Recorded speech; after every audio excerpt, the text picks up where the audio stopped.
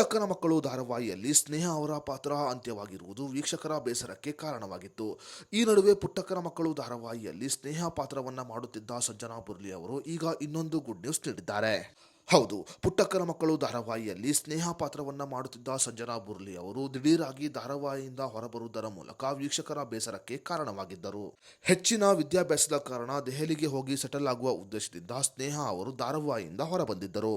ಇನ್ನು ಧಾರಾವಾಹಿಯಿಂದ ಹೊರಬಂದಿರುವ ಸ್ನೇಹ ಈಗ ಅಭಿಮಾನಿಗಳಿಗೆ ಇನ್ನೊಂದು ಗುಡ್ ನ್ಯೂಸ್ ನೀಡಿದ್ದಾರೆ. ಹೌದು, ಸ್ನೇಹ ಅವರನ್ನ ಮತ್ತೆ ಈಗ ನಾವು ಟಿವಿಯಲ್ಲಿ ನೋಡಬಹುದಾಗಿದೆ.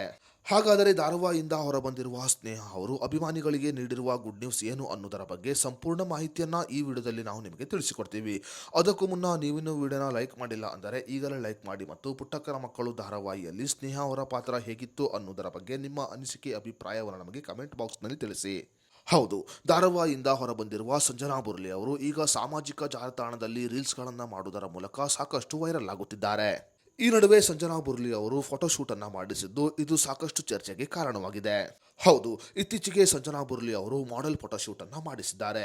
ಈ ಕಾರಣಗಳಿಂದ ಸಂಜನಾ ಬುರ್ಲಿ ಅವರು ಇತರೆ ಯಾವುದೋ ಸಿನಿಮಾ ಅಥವಾ ಪ್ರಾಜೆಕ್ಟ್ ನಲ್ಲಿ ಕಾಣಿಸಿಕೊಳ್ಳುವ ಸಾಧ್ಯತೆ ಹೆಚ್ಚಿದೆ ಎಂದು ಹೇಳಲಾಗುತ್ತಿದೆ. ಧಾರಾವಾಹಿಯಿಂದ ಹೊರಬರುವುದರ ಮೂಲಕ ಅಭಿಮಾನಿಗಳಿಗೆ ಬೇಸರದ ಸುದ್ದಿಯನ್ನು ನೀಡಿದ್ದ ಸಂಜನಾ ಬುರ್ಲಿ ಅವರು ಈಗ ಮಾಡೆಲ್ ಫೋಟೋಶೂಟ್ ಮಾಡಿಸುವುದರ ಮೂಲಕ ಗುಡ್ ನ್ಯೂಸ್ ನೀಡಿದ್ದಾರೆ. ಮಾಡೆಲ್ ಫೋಟೋಶೂಟ್ ಮಾಡಿಸಿರುವ ಸಂಜನಾ ಬುರ್ಲಿ ಅವರು ಯಾವುದೋ ಒಂದು ಸಿನಿಮಾ ಅಥವಾ ಪ್ರಾಜೆಕ್ಟ್ ನಲ್ಲಿ ಕಾಣಿಸಿಕೊಳ್ಳುವ ಸಾಧ್ಯತೆ ಇದೆ ಎಂದು ಹೇಳಲಾಗುತ್ತಿದೆ. ಇನ್ನು ಮಾಡೆಲ್ ಫೋಟೋಶೂಟ್ ಅನ್ನ ಏಕೆ ಮಾಡಿಸುತ್ತಿರುವುದು ಅನ್ನೋದರ ಬಗ್ಗೆ ಸಂಜನಾ ಬುರ್ಲಿ ಅವರು